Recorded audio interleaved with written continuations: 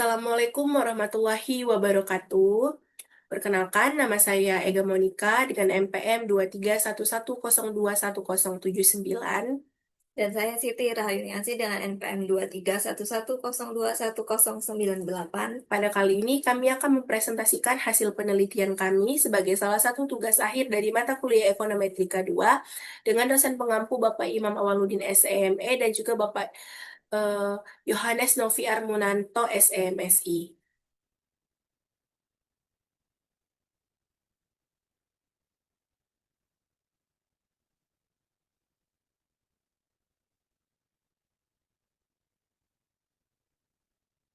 Jadi, penelitian yang kami lakukan adalah mengenai hubungan jangka panjang dan juga jangka pendek ekspor Indonesia ke Amerika Serikat dari tahun 2005 sampai tahun 2024.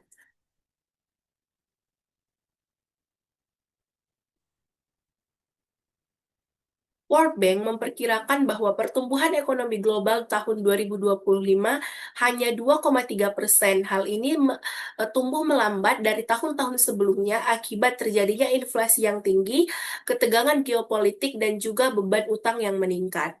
Perdagangan internasional adalah salah satu komponen penting dalam mengukur pertumbuhan ekonomi. Hal itu tercermin dari nilai neraca perdagangan yang positif, artinya ekspor lebih besar daripada impor. Indonesia sendiri adalah salah satu negara yang menerapkan sistem perekonomian terbuka, yaitu melakukan interaksi dan juga kerjasama perdagangan internasional dengan negara lain. Nah, Amerika Serikat sendiri adalah negara tujuan ekspor terbesar kedua setelah Cina dengan nilai ekspornya mencapai 2,47 miliar US dollar di tahun Q4 2024. Tekstil, furnitur, produk karet, elektronik, makanan, dan produk pertanian menjadi komoditas utama yang diekspor ke Amerika Serikat. Berikut adalah grafik perkembangan ekspor Indonesia ke Amerika Serikat tahun 2005 sampai tahun 2024. Pada periode awal tahun 2005 sampai tahun 2009, ekspor berkisar sekitar 858 juta US dollar dan mengalami tekanan saat krisis global yaitu tahun 2008 sampai tahun 2009 sehingga turun menjadi 820 juta US dollar. Pada tahun 2010 sampai tahun 2019, ekspor stabil di angka 900 juta sampai 1,7 miliar US dollar per kuartal dengan tren kenaikan yang konsisten sejak 2016. Lonjakan pun terjadi pasca pandemi, yaitu tahun 2021 sampai tahun 2024, di mana ekspor melonjak hingga 3 miliar US dollar per kuartal dan mencapai 2,68 miliar US dollar pada kuartal 4 tahun 2024. Beberapa faktor penentu ekspor adalah nilai tukar, pertumbuhan GDP US dalam persen, ataupun pertumbuhan ekonomi, dan juga FDI. Dan nilai tukar, ketika nilai tukar naik, artinya rupiah mengalami depresiasi, maka akan meningkatkan daya saing ekspor di negara lain.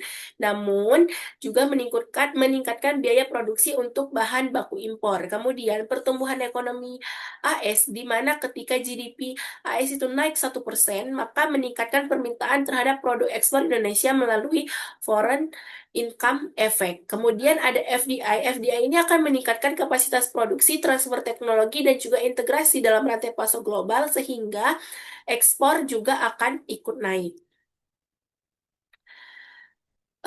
Berikut adalah dinamika nilai tukar rupiah tahun 2005 sampai 2024 dan pengaruhnya terhadap ekspor. Nilai tukar rupiah berfluktuasi dari 9.000 hingga 16.367 per dolar per US dollar. Dengan pelemahan tajam itu terjadi ketika krisis di tahun 2008 sampai tahun 2009 dan juga tentunya pandemi tahun 2020. Hubungannya dengan ekspor tidak linear. Depresiasi moderat mendorong ekspor, namun pelemahan tajam tidak selalu meningkatkan ekspor karena faktor global. Pertumbuhan ekonomi Amerika Serikat, GDP AS tumbuh moderat 0,5% sampai 1,7% per kuartal dengan kontraksi tajam min 7,88% saat pandemi, yaitu di kuartal 2 tahun 2020. Namun, pemulihan cepat dengan pertumbuhan 7,76% di kuartal ketiga tahun 2020 mendorong kembali ekspor Indonesia dengan yang meningkat secara signifikan. FDI itu berperan sebagai transfer teknologi, kemudian kapasitas produksi dan integrasi global, di mana ketika FDI naik, maka ekspor Indonesia juga hipotesiskan akan naik gitu. Kemudian ada rumusan masalah penelitian. Yang pertama, bagaimana pengaruh kurs atau nilai tukar rupiah terhadap dolar terhadap ekspor Indonesia ke Amerika Serikat atau US tahun 2005 sampai tahun 2024. Kemudian bagaimana pengaruh FDI terhadap ekspor Indonesia US tahun 2005 sampai tahun 2024. Bagaimana juga pengaruh GDP US terhadap pertumbuhan GDP US terhadap ekspor Indonesia ke Amerika Serikat tahun 2005 sampai tahun 2024. Kemudian bagaimana hubungan jangka pendek dan jangka panjangnya, serta bagaimana kecepatan penyesuaiannya, dan pastinya seberapa kuat ketiga variabel tersebut dapat menjelaskan variabel terikatnya. Oke, sekarang lanjut ke landasan teori. Yang pertama itu ada teori perdagangan internasional, di mana perdagangan ini terjadi karena perbedaan produktivitas, biaya peluang, dan skala ekonomi. Kemudian ada keunggulan komparatif, di mana negara berspesialisasi pada produk dengan biaya peluang terendah. Kemudian ada pendekatan elastisitas, di mana fluktuasi ekspor-impor ini ditentukan oleh elastisitas permintaan terhadap perubahan harga relatif. Nah, teori perdagangan Indonesia internasional modern ini menjelaskan bahwa perdagangan antar negara ini terjadi karena adanya perbedaan produktivitas, efisiensi produksi, dan skala ekonomi. Ketika negara A mampu memproduksi barang dengan biaya lebih rendah atau lebih efisien dibanding negara B, maka akan muncul aliran perdagangan yang saling menguntungkan. Nah, di sini Indonesia ini memiliki keunggulan dalam komoditas berbasis sumber daya alam dan tenaga kerja. Sementara Amerika Serikat ini unggul dalam barang dengan teknologi tinggi dan kapital. Perbedaan struktur ekonomi inilah yang membuat perdagangan bilateral menjadi saling melengkapi. Kemudian, pada konsep keunggulan komparatif ini menjelaskan bahwa negara ini sebaiknya mengekspor barang yang memiliki biaya peluang paling rendah meski suatu negara tidak paling efisien dalam semua barang, tetap ada produk yang dapat diproduksi lebih efisien relatif terhadap negara lain. Bagi Indonesia, produk seperti tekstil, furnitur, karet, dan produk agrikultur ini memiliki keunggulan komparatif. Nah, ini menjelaskan mengapa sebagian besar ekspor Indonesia ke AS ini berbasiskan sektor-sektor tersebut. Kemudian, pendekatan elastisitas ini menjelaskan bahwa perubahan nilai tukar itu akan mempengaruhi ekspor dan impor berdasarkan elastisitas harga permintaan, kan. Eh, Jika permintaan ekspor dan impor ini elastis, maka perubahan kurs akan berdampak besar pada volume perdagangan. Dalam konteks penelitian ini, fluktuasi kurs rupiah terhadap dolar ini menjadi variabel penting karena dapat memengaruhi daya saing harga ekspor Indonesia ke Amerika Serikat. Kemudian ada kondisi Marshall-Lerner. Kondisi Marshall-Lerner ini menyatakan bahwa depresiasi mata uang akan memperbaiki neraca perdagangan jika jumlah absolut elastisitas permintaan ekspor dan impor ini lebih besar dari satu. Artinya, efek perubahan harga harus cukup kuat untuk mengubah permintaan barang. Namun, dalam kenyataannya, itu terdapat fenomena J-curve, yaitu kondisi ketika depresiasi mata uang ini justru memperburuk neraca perdagangan dalam jangka pendek, sebelum akhirnya membaik dalam jangka panjang. Nah, hal ini itu terjadi karena kontak kontrak dagang jangka pendek itu rigiditas harga dan ketergantungan impor bahan baku. Nah, struktur industri Indonesia yang bergantung pada bahan baku impor ini membuat respon ekspor terhadap depresiasi rupiah cenderung lambat, sehingga teori ini sangat relevan dengan model AFDL yang memisahkan efek jangka pendek dan efek jangka panjang. Nah, metode Pada metode penelitian, data yang kita gunakan itu data kuartalan dari tahun 2005 sampai 2004 yang bersumber dari Bank Indonesia dan Federal Reserve Economic Data. Nah, alat yang kita gunakan itu IFUS 13, di mana dengan melakukan pengujian stasionaritas, kointegrasi, dan validasi model dengan menggunakan uji asumsi klasik dan uji stabilitas data. Kemudian model ARDL yang digunakan untuk estimasi hubungan jangka pendek dan jangka panjang.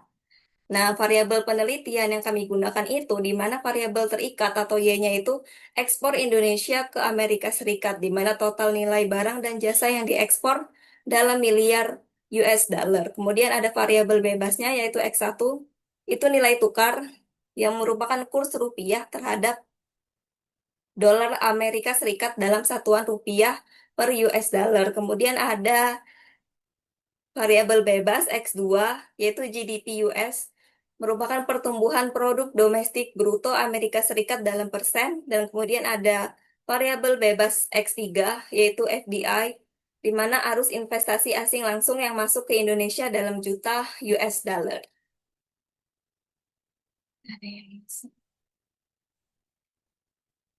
Selanjutnya, kita masuk ke bab 4, yaitu mengenai pembahasan.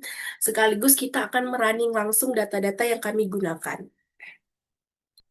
Jadi ini data yang kami gunakan, di mana Y adalah ekspor dalam miliar US dollar, X1 adalah kurs dalam berapa rupiah yang didapatkan untuk mendapatkan satu unit dollar. Kemudian X2-nya adalah pertumbuhan GDP US dan X3-nya adalah FDI dengan satuan juta US dollar. Data yang kami gunakan adalah data kuartalan dari tahun 2005 sampai tahun 2024. Data yang kami gunakan adalah data time series, maka sebelum itu kita buka dulu eViews, kemudian kita klik create a new eViews work file, kemudian datanya adalah time series, maka kita pilih yang date regular frequency, karena datanya kuartalan, maka kita pilih yang quarterly, dan masukkan tahunnya dari tahun 2005 sampai tahun 2024. Kemudian kita klik Oke. Kita akan buat grup terlebih dahulu dengan mengklik Quick Empty Group. Kemudian kita bisa copy data yang akan kita olah atau akan kita running. Kita klik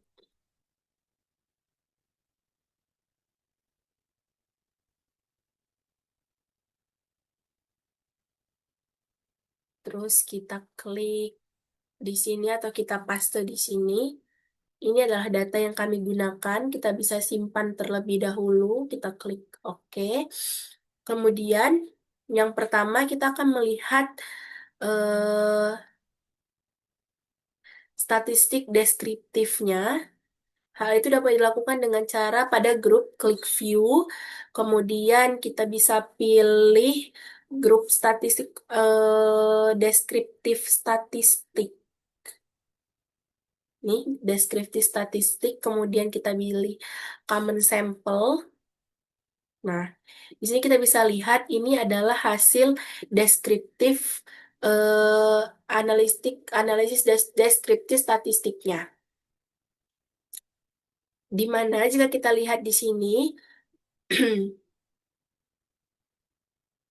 untuk MEAN di ekspor adalah sebesar 13.37.489,79, kemudian mediannya adalah 116.2047, maksimumnya adalah 28.29.727, kemudian minimumnya 820.432, standar deviasinya 508.726,37 dengan observasi 80. Ini adalah hasil statistik deskriptifnya untuk masing-masing variabel Y, variabel X1, X2, dan juga variabel X3.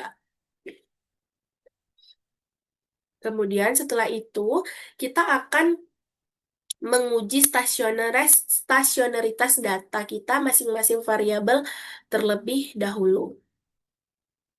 Oke, kita mulai dari variabel Y-nya, yaitu yaitu variabel ekspor. Kita bisa klik di sini, kita klik view, kemudian unit truth test, kita pilih yang standar unit truth test, kita pilih yang level terlebih dahulu dengan trend dan intercept, kita klik OK. Bisa kita lihat di sini bahwa pada level ekspor belum stasioner atau karena bisa lihat di sini probabilitasnya lebih dari 0,05. Kita klik kembali, kemudian kita ubah menjadi first difference. Nah, pada first difference, ekspor telah stasioner. Berarti ekspor ini stasioner di first difference. Kemudian kita beralih ke kurs, kita klik view, unit truth test, kita klik yang level, kita klik OK. Nah, sama seperti ekspor, ternyata kurs juga belum stasioner pada level. Lanjut kita coba di first difference. Ternyata kurs juga telah stasioner di first difference dengan probabilitas kurang dari 0,05. Kemudian lanjut ke X3, kita klik view, maaf ke X2, kita klik view, kemudian kita coba yang level dulu. Nah, ternyata untuk variabel GDP US dalam hal ini adalah dalam persen atau pertumbuhan ekonomi, ternyata telah stasioner di di level atau telah probabilitasnya kurang dari 0,05 artinya stasioner di level. Kemudian kita klik variabel yang ketiga yaitu FDI, kita klik view, unit truth test, standar unit truth, kita klik juga. Nah, ternyata yang FDI juga stasioner di level bisa kita lihat probabilitasnya lebih kecil dari 0,05. Jadi hasil kesimpulannya bahwa ekspor Indonesia stasioner di first difference atau di I1, kurs rupiah per dolar, kurs berapa rupiah per dolarnya itu juga stasioner di first difference atau I1, sedangkan pertumbuhan GDP US ini stasioner di level, begitu juga dengan FDI juga stasioner di level. Maka kesimpulannya karena dari keempat variabel tersebut campuran, ada yang stasioner di level dan juga ada yang stasioner di first difference, maka untuk pengujiannya adalah yang paling tepat menggunakan metode ARDL.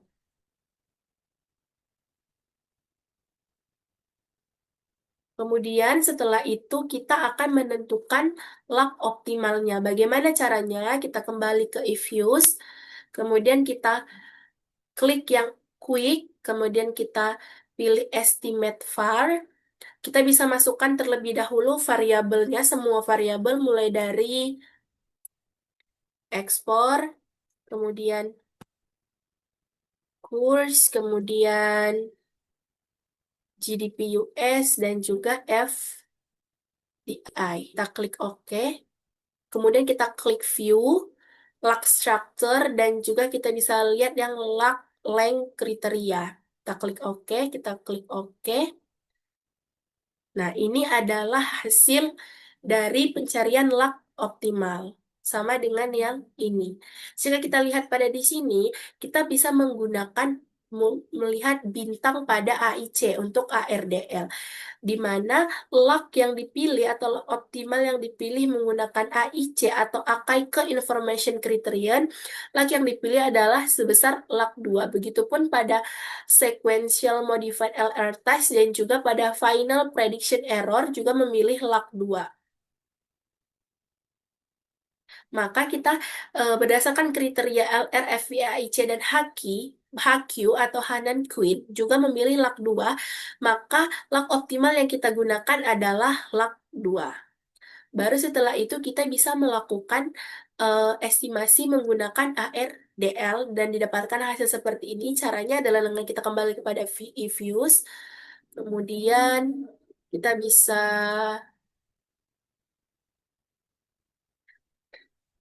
simpan dulu yang di sini. Kita klik OK.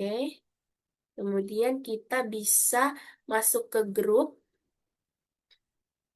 Terus kita bisa lihat di sini, mungkin kita bisa copy objek terlebih dahulu. Ini adalah grupnya tadi. Dengan cara mengklik proc, make a question. Kemudian kita bisa lihat di sini kita pilih yang ARDL sesuai metode yang kita ambil. Dan kita masukkan laknya, di mana laknya adalah lak 2. Kemudian kita klik OK. Nah, ini adalah hasil regresi menggunakan ARDL untuk variabel yang kita gunakan atau yang kita teliti. Ini adalah hasilnya. Di mana jika kita lihat pada probabilitasnya, eh, ada beberapa yang signifikan dan juga ada beberapa yang tidak signifikan. Jika kita lihat pada di sini, ekspor min 1 koefisiennya adalah 0,744825. Artinya hal ini positif mempengaruhi ekspor sebelumnya. Jika mengalami kenaikan, maka pada ekspor kuartal saat ini juga akan mengalami kenaikan sebesar 0,744825 dengan probabilitas 0,00 atau signifikan. Kemudian kurs pada periode tahun ini, pada periode saat ini ataupun pada kuartal saat ini ataupun pada kuartal yang sama sebesar min 45,021599 menunjukkan jika eh, kurs naik ataupun kurs naik ataupun depresiasi rupiah, maka ekspor akan turun. Namun jika kita lihat probabilitasnya hal itu tidak signifikan. Begitu juga dengan kurs lak min 1 ataupun kenaikan kurs pada satu kuartal sebelumnya juga tidak signifikan. Nah, signifikan baru di kenaikan kurs di dua kuartal sebelumnya, yaitu sebesar 86,57228. Artinya, jika kurs naik Rp1 per dolar di dua kuartal sebelumnya, maka ekspor Indonesia ke Amerika Serikat saat ini akan naik sekitar 86,57228 miliar US dollar dengan probabilitas 0,0209. Bagaimana dengan GDP US? Jika kita lihat pada hasil ARDL, GDP US sebesar 3,365,194 menunjukkan bahwa jika pertumbuhan GDP US pada kuartal yang sama akan menaikkan ekspor sebesar 33,651,94. Hal ini juga signifikan yaitu sebesar 0,0359. Sedangkan jika GDP US pada lakmin 1, artinya jika GDP US satu kuartal sebelumnya naik sebesar 1%, maka ekspor juga akan naik sebesar 321,49,17 miliar US dollar dengan probabilitas 0,0184 artinya signifikan. Nah, pada lak 2 artinya jika GDP US naik 1% dua kuartal sebelumnya, maka ekspor Indonesia ke Amerika Serikat pada periode atau kuartal saat ini akan naik sebesar 180,32,45. Namun jika kita lihat probabilitasnya yaitu sebesar 0,1828 artinya tidak lagi signifikan. Nah, bagaimana dengan FDI? FDI koefisiennya adalah 62,16657. Artinya kenaikan FDI pada kuartal yang sama akan menaikkan ekspor Indonesia ke US sebesar 62,16657 miliar US dollar dengan probabilitas yang signifikan yaitu 0,0401. Nah, jika FDI yang lak min 1 ini berarti jika FDI naik pada satu kuartal sebelumnya, maka ekspor Indonesia akan naik sebesar 26,6 miliar US dollar, namun hal ini tidak lagi signifikan, yaitu sebesar 0,3252 probabilitasnya.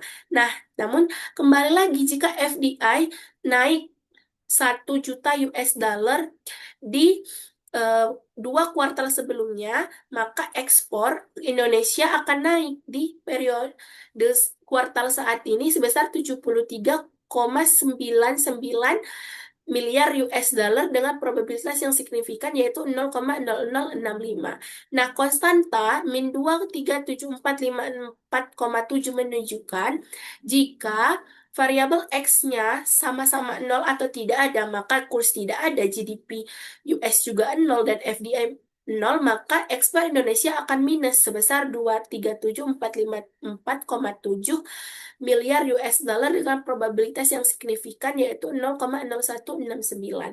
Nah, R square sebesar 0,923523 menunjukkan bahwa variabel bebasnya mulai dari kurs GDP hingga FDI dapat menjelaskan variabel terikatnya yaitu ekspor Indonesia ke Amerika Serikat dari tahun 2005 sampai tahun 2024 itu sebesar 92,35%.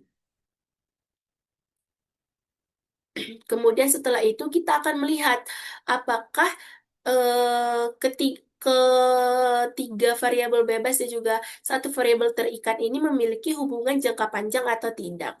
Cara melihatnya adalah dengan pada hasil estimasi ARDL, kita klik view, kemudian kita pilih yang ARDL diagnostik, kita pilih bound test di sini.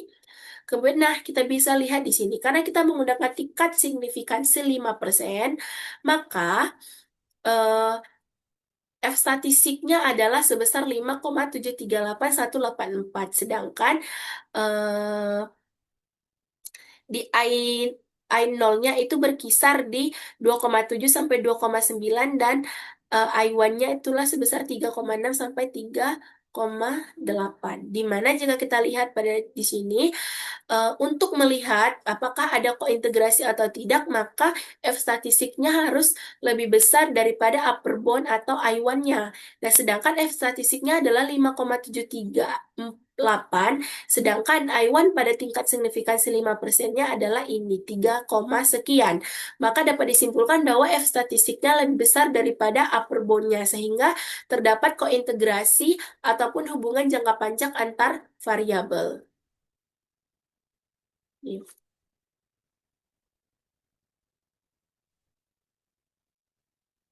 Selanjutnya kita akan melihat hasil estimasi jangka pendek.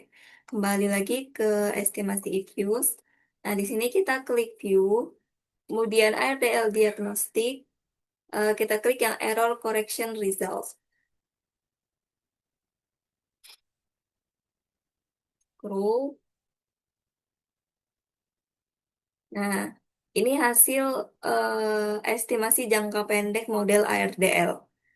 Nah, untuk interpretasinya,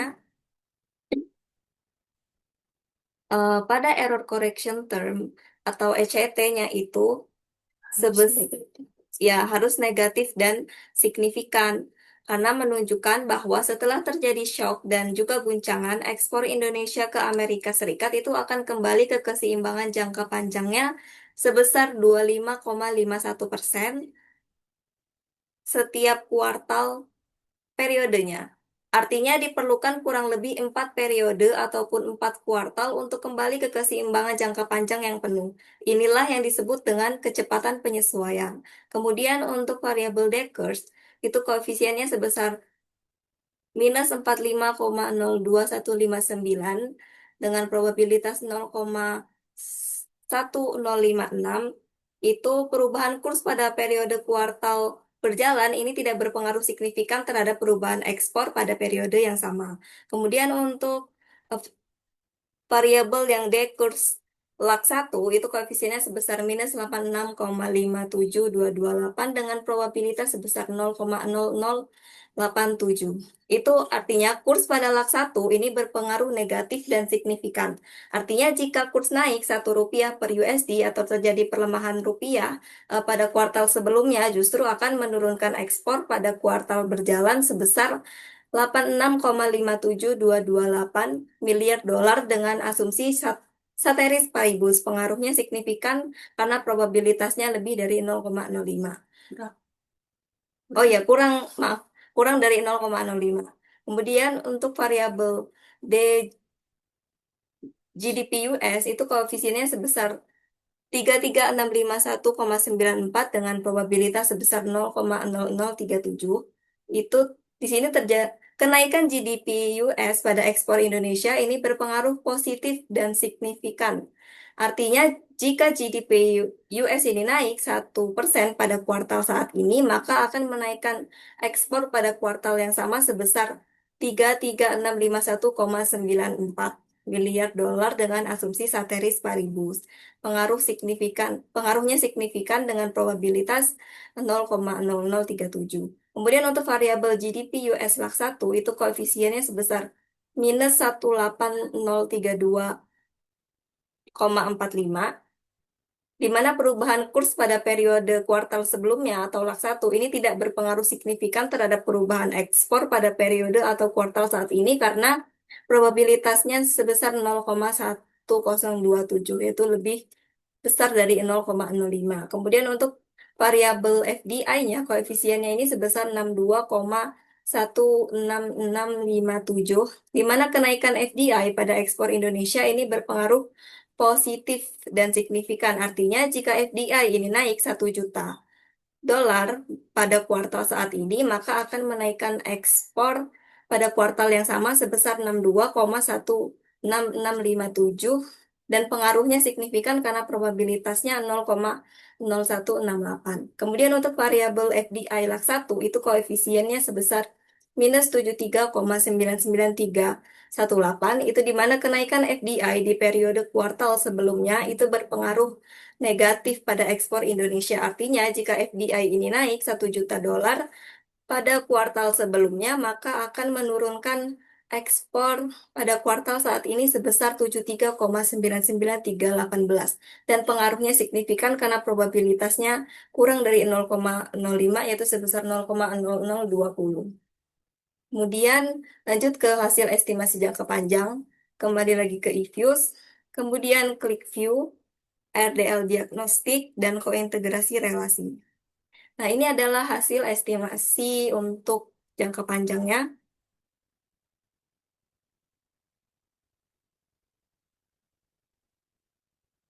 Nah, di sini koefisien kurs itu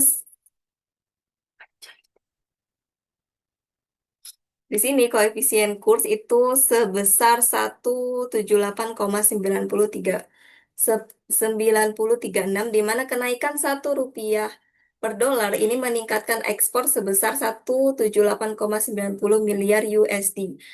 Dan pengaruhnya signifikan karena probabilitasnya kurang dari 0,05. Kemudian untuk koefisien GDP US ini kok sebesar 328,533, di mana pertumbuhan 1% GDP Amerika Serikat ini akan meningkatkan ekspor sebesar 328,533 miliar US dollar dengan probabilitas 0,0137, di mana berarti pengaruhnya ini signifikan. Kemudian untuk koefisien FDI lah, FDI ini di mana kenaikan 1 juta US dollar FDI ini akan meningkatkan ekspor sebesar 638,0,9 miliar US dollar dengan probabilitas 0,0011, di mana berarti pengaruhnya itu signifikan. Semua variabel ini berpengaruh positif dan signifikan dalam jangka panjang sehingga mendukung teori perdagangan internasional.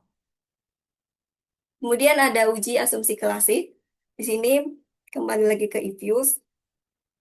Kemudian kita klik view. Pertama untuk uji asumsi klasik kita akan melihat eh, is normalitas, uji normalitasnya. Di sini probabilitasnya ini sebesar 0,75, di mana dia ini lebih dari 0,05, yang berarti dia menerima H0, yaitu di mana eh, residualnya tersebar secara nol. Residualnya tersebar secara normal. Jadi uji normalitasnya lolos. Kemudian lanjut ke uji selanjutnya, yaitu eh, otokorelasi.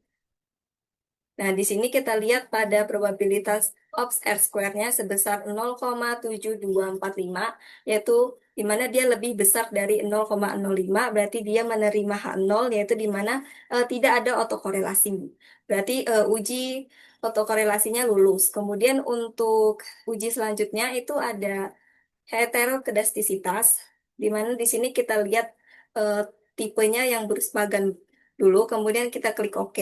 Nah, di sini kita lihat nih, observasi R square-nya, probabilitasnya ini sebesar 0,42624, yaitu lebih dari 0,05, yang berarti dia terima H0, di mana terjadi homoskedastisitas. Jadi, uji heterokedastisitasnya lulus. Kemudian lanjut ke stabilitas model, di mana di sini kita klik view, kemudian stability diagnostic, kemudian recursive estimate, kita klik cusum, kemudian oke. Nah, di sini hasil uji stabilitas cusum untuk model yang kita gunakan. Nah, garis cusum biru berada dalam batas signifikansi 5% garis oranye yang menunjukkan model stabil tanpa struktural break sepanjang periode penelitian yaitu kuartal 1 dari eh penelitian time series kuartal dari tahun 2005 sampai 2024. Yang berarti model AFDL yang diestimasi memiliki parameter yang stabil dan dapat diandalkan untuk analisis jangka pendek dan jangka panjang. Kesimpulan penelitian. Nah, jadi kesimpulan penelitiannya itu untuk jangka pendek GDP US ini terkuat, memiliki pengaruh terkuat. Kemudian kurs signifikan di lag 2, FDI positif periode berjalan, kecepatan penyesuaiannya sebesar 25,51% per kuartal. Dan untuk jangka panjangnya semua variabel kurs GDP US, FDI ini berpengaruh positif signifikan. Dan di mana model menjelaskan 92,35% variasi ekspor Indonesia ke Amerika Serikat. Kemudian untuk validitas model ARDL ini stabil dan memenuhi asumsi klasik dan terbukti robust untuk analisis hubungan ekspor bilateral.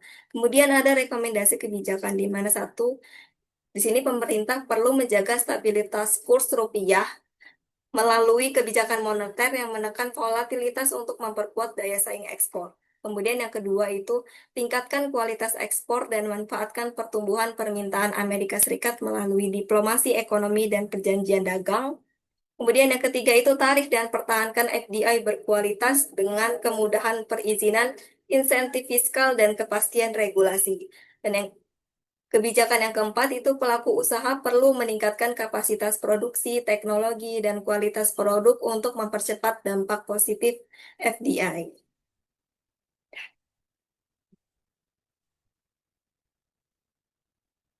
Sekian hasil presentasi hasil penelitian kami di mana saya Ega Monika dan juga Siti Rahayuning Asih sebagai peneliti.